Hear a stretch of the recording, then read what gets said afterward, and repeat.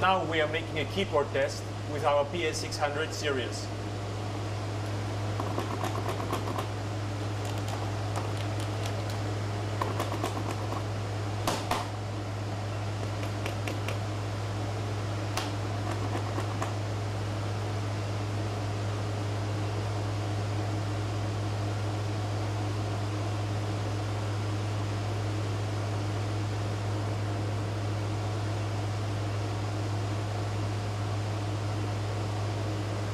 You see, it works.